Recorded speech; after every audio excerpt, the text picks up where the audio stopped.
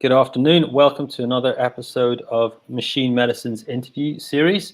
We are very lucky to have Shrey Grover here, who's a PhD student at Boston University, to talk about his paper, which I have here, and is entitled High Frequency Neuromodulation Improves Obsessive-Compulsive Behavior. So we'll get talking about that because it's a really cool paper that personally I enjoyed reading a very great deal, and I'm sure many other people have and will.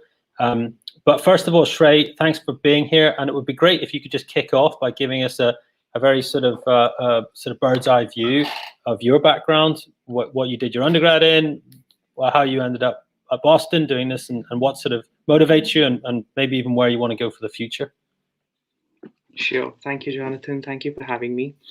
I'm Shrey. I'm a graduate student at Boston University. I was previously in mechanical engineering. I did my undergrad in India in mechanical engineering. And after that, I switched over and worked in a neuroscience lab for a couple of years and became interested in this line of work, due to which I then subsequently applied to graduate programs here.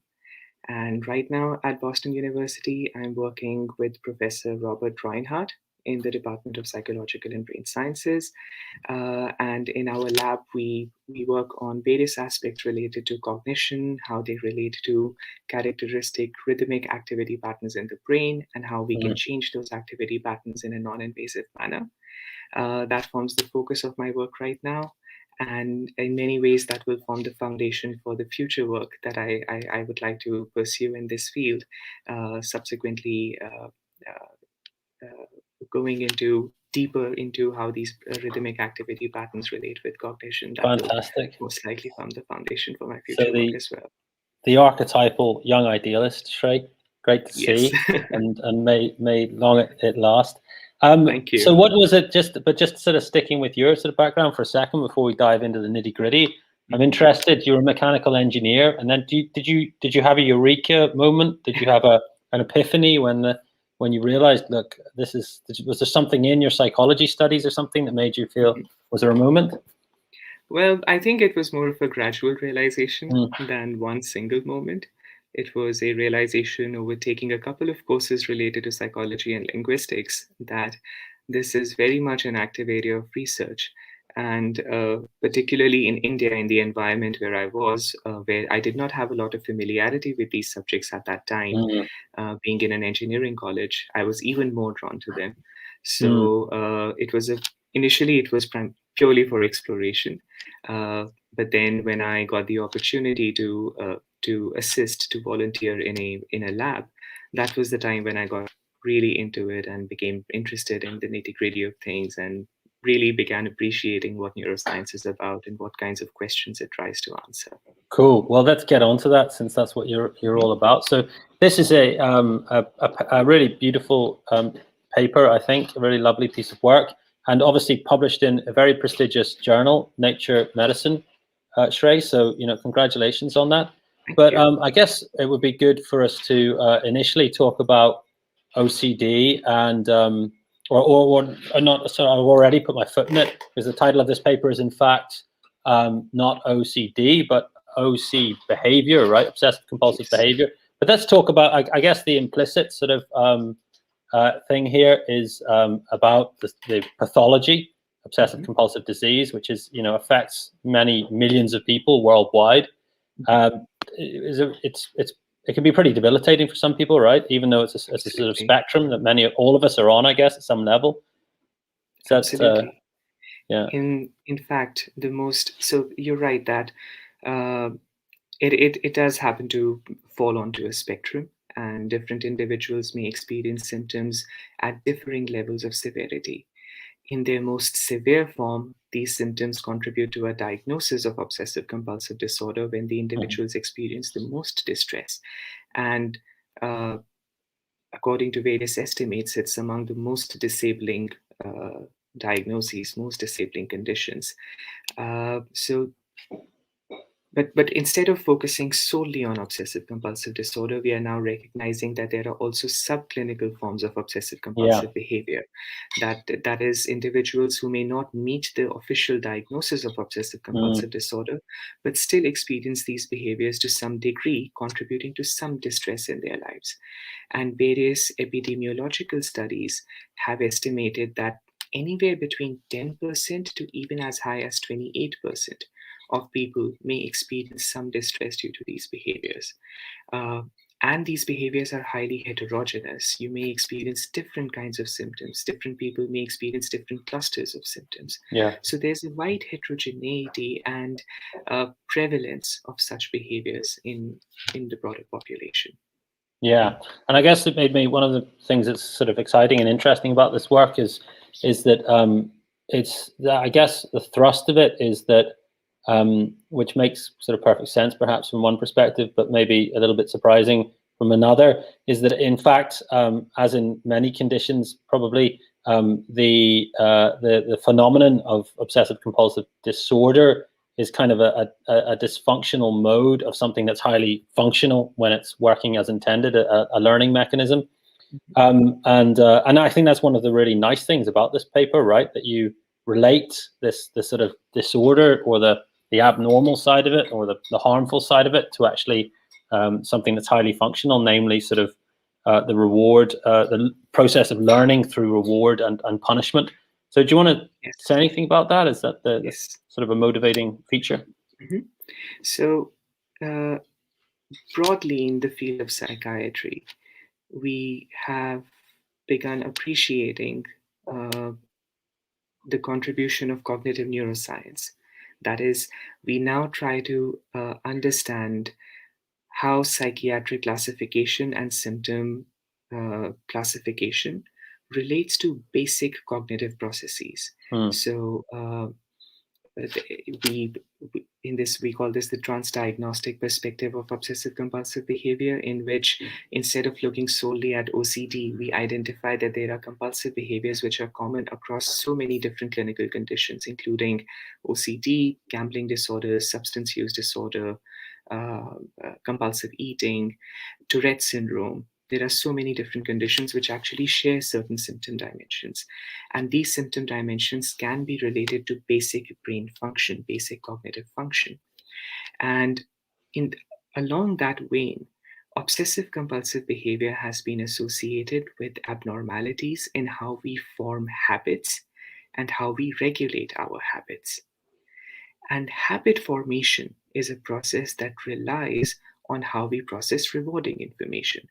Because if we do an action and if we get a reward for it, it is quite likely that we will become habituated. We will rather execute those actions more habitually so as to maximize our rewards. And that's what we generally try to do. We try to maximize our state of pleasure, our state of rewards. So, within the field of obsessive compulsive research, people have realized that there are these basic abnormalities in just how the degree to which we rely on our habits to do our day-to-day business, and how those abnormalities and habits are themselves related to deficiencies in how we process rewarding information. And in fact, on its own, studies in basic neuroscience have also tried to address the question of how reward processing happens in the brain, and they have yielded insights of their own account. So, what we've tried to do in this study is we've tried to bridge these two lines of work. One line of work showing that obsessive compulsive behaviors are related to abnormalities in reward processing, and another line of work showing the patterns of brain activity that are related to reward processing. Both of these lines of work we have tried to bring together, and when we examine both of them at the same time, we get to the hypothesis that there might be certain characteristic brain activity patterns underlying obsessive compulsive behavior, and if we change those activity patterns, perhaps we might be able to improve obsessive compulsive symptoms. Interesting, yeah.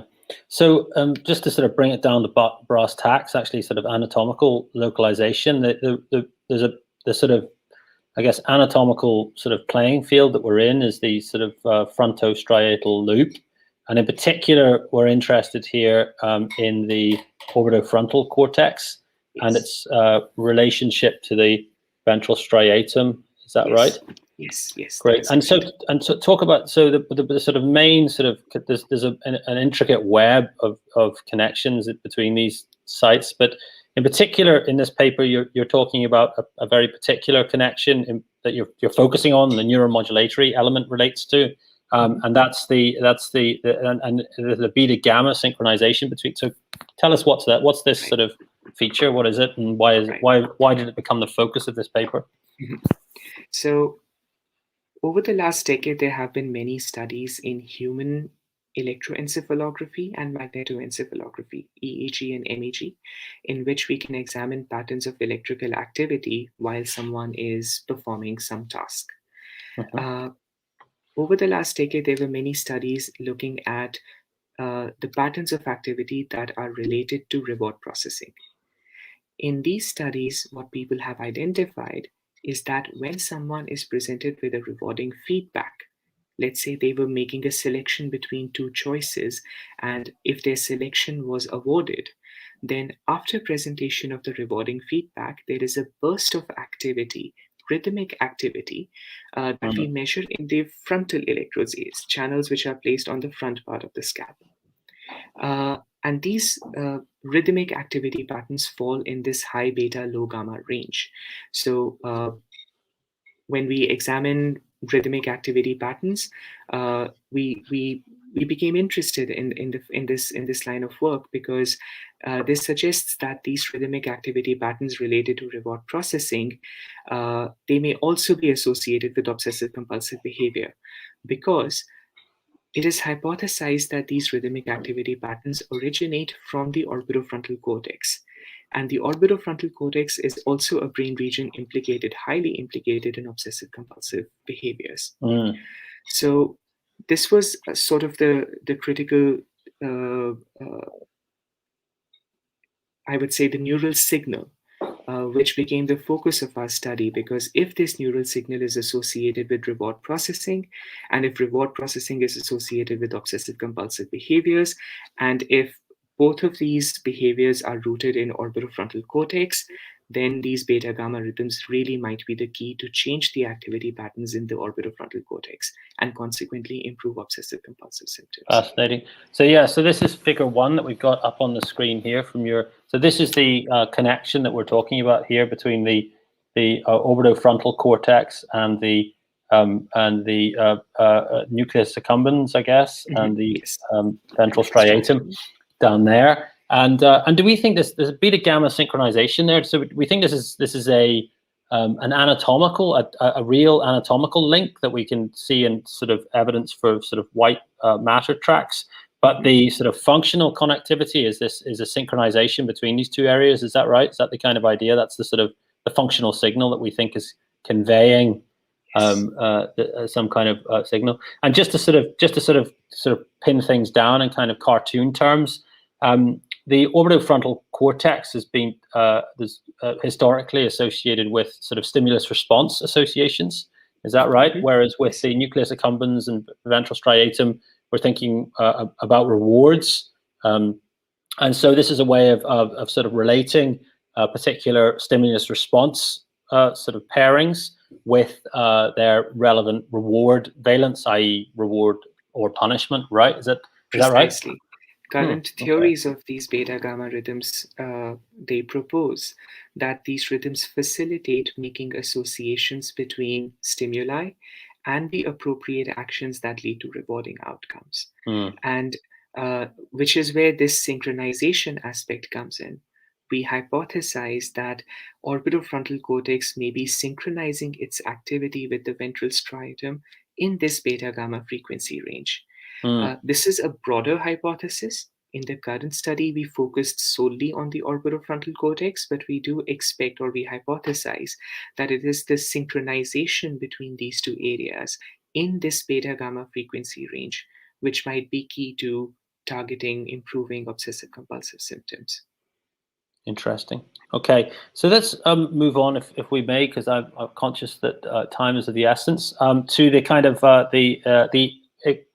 first of all, let's say that the neuromodulation that you're going to use in order to intervene in this context. Can you say a little bit about that, just briefly, and then also the behavioral paradigm in which you're going to look at this sort of, as it were, this lesion that's implemented by the neuromodulation.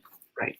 So in this study, we use high definition transcranial alternating current stimulation. So HTTACS is a non-invasive technique, a technique that allows us to send very weak electrical currents on the scalp.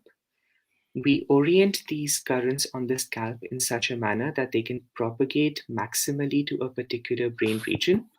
And in this case, we targeted the orbitofrontal cortex, the medial part of the orbitofrontal cortex. Right. So this is so cool. Is this what we're seeing down on the bottom right here? This current flow model. So basically, by doing sort of finite state modeling or something, is it that you're able to fairly accurately target the current to these particular anatomical sites that are associated with these particular functions, and therefore kind of lesion them. I know whether or not this is a lesion or should it not be an enhancement is something that you talk about later. We might get a chance to come onto it, but maybe not.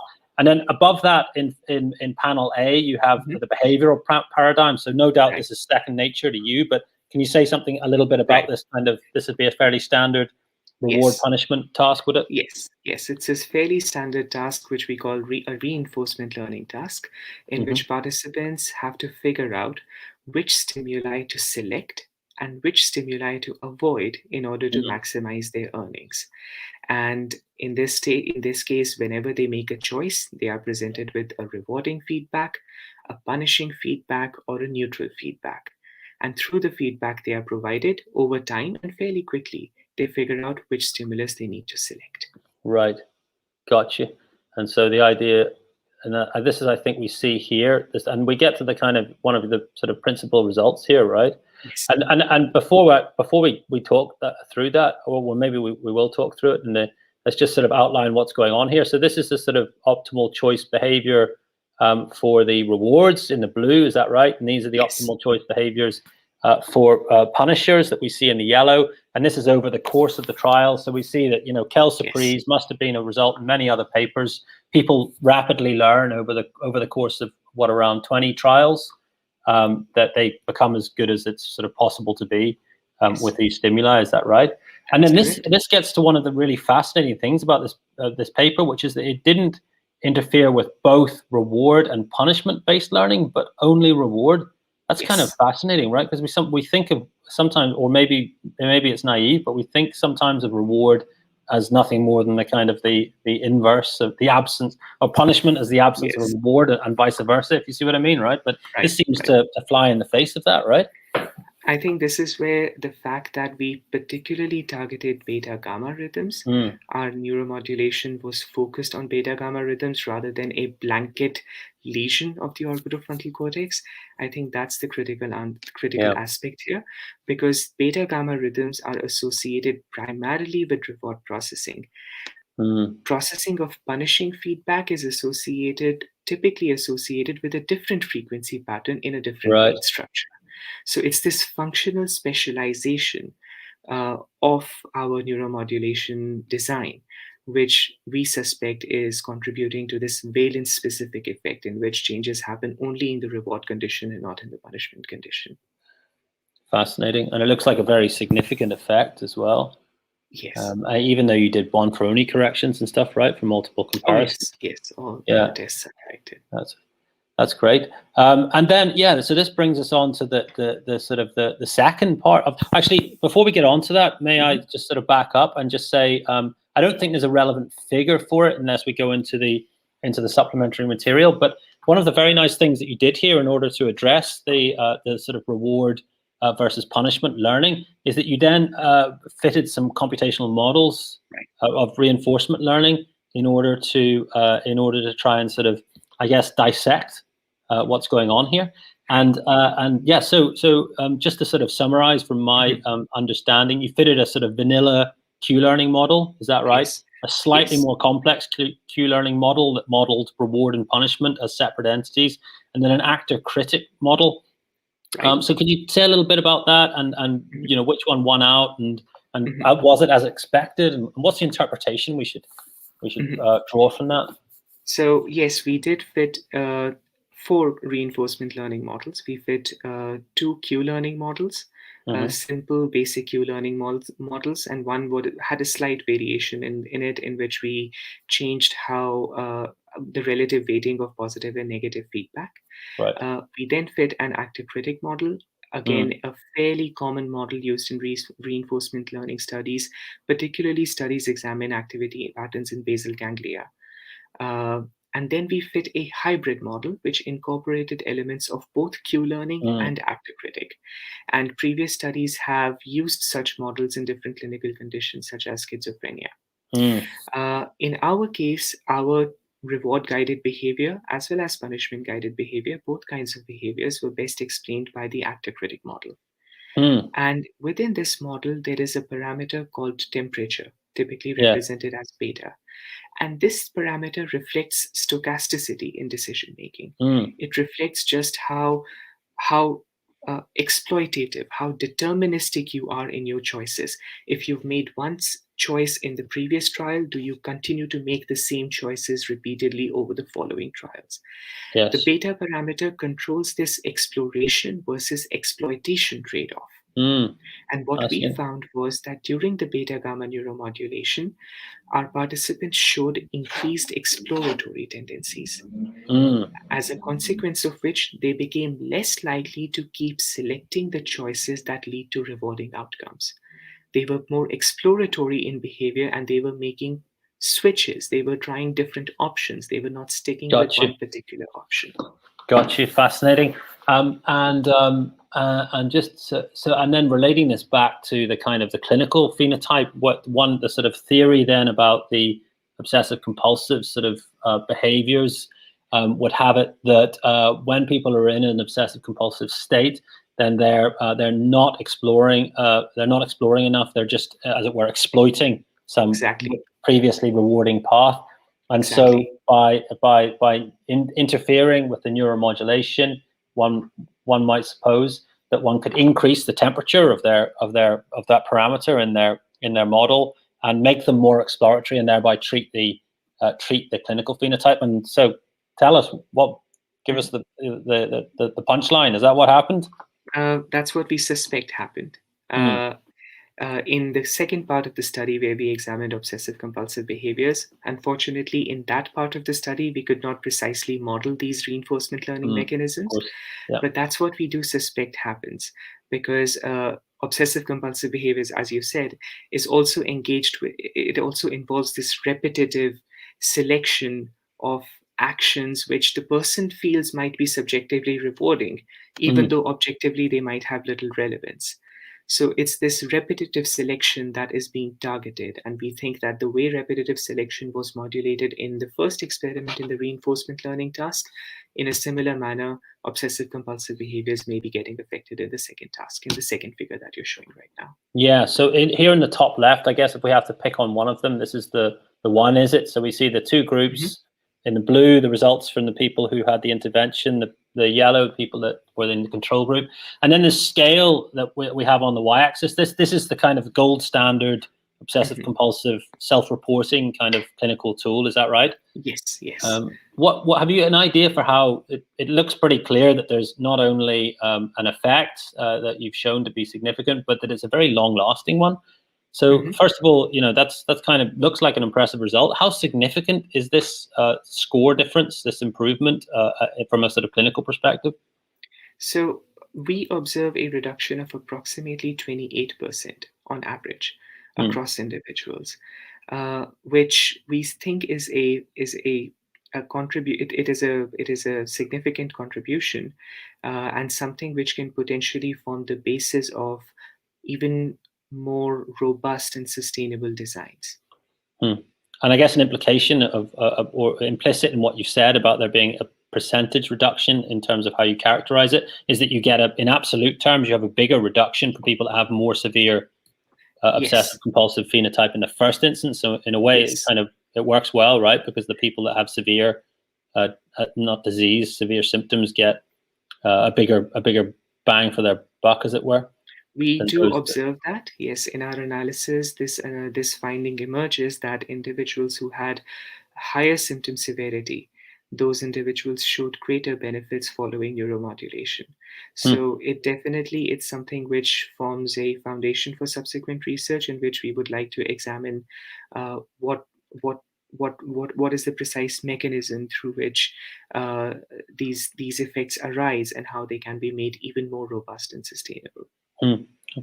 And how far do we think we are away from this actually being turned into a deployable therapeutic that can be given to people that really suffer from, serious obsessive compulsive disorder, even that debilitates them in their lives? And I would say that this intervention is very much in its beginning stages. I would say that we would need a lot more work in studies with much larger sample sizes, a lot of replication, examination in individuals with clinically diagnosed obsessive compulsive disorder.